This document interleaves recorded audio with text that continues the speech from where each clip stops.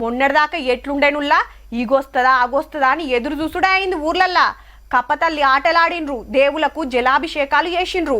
అప్పుడోడాళ్ళు ఇప్పుడోడాళ్ళు పడితే ఏ మూలకు దమ్మార దంచితే బాగుండని ఎదురు చూసిన రైతులు ఇప్పటి ఆనలతోటి జరంతా నిమ్మల పడొచ్చురు. ఎనుకో ముందో నీళ్లు అందేటట్టున్నాయి గాని ఎరువులతోనే మస్తు గోసుంది.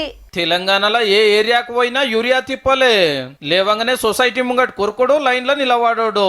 గంటల కమానం నిలబడలేక చెప్పులు రాళ్ళు పెడుతున్నారు. అదని చాలైన కాంచెల్లి గిదే కథ.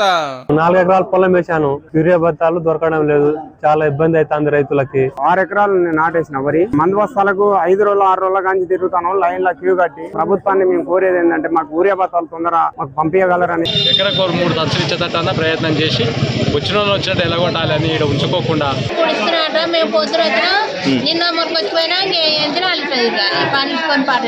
మరి ఎందుకు ఇట్లా అవుతున్నదంటే అంత సెంటర్ వాళ్ళ పుణ్యము. ఈ నెల కోసం మనోళ్ళు అడిగింది 3 లక్షల టన్నులు, వాళ్ళు ఇస్తున్నది 1,70,000 టన్నులు, కానీ పంపింది 1,13,000 టన్నులే.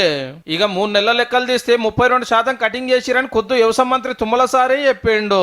సాక్షాత్తు గౌరవ ముఖ్యమంత్రి గారు ఇప్పటికి 2-3 సార్లు కేంద్ర మంత్రిని కలిసి చెప్పడం జరిగింది. సప్లై చేసింది, వాళ్ళు మాట ఇచ్చింది, దానికి పొంతన ఉండట్లేదు. అంటే 100 బస్తాలకు బదులు 68 బస్తాలే పంపుతున్నారు అన్నట్టు. ఆనకాలం సీజన్ కు ఏం తక్కువ 10 లక్షల టన్నుల యూరియా వచ్చేది ఉంటే 2.5 లక్షల టన్నులు కోత పెట్టే వరకు రైతులు తల్లడం మల్లడం అవుతున్నారు. సెంటర్ వాళ్ళకు ఉత్తరాల మీద ఉత్తరాలు రాసినా, ఖుద్దు పోయి కలిసినా మన సెంటర్ మంత్రులు చెప్పినా ఫాయిదా లేదు అనవట్టే తుమ్మల సారు.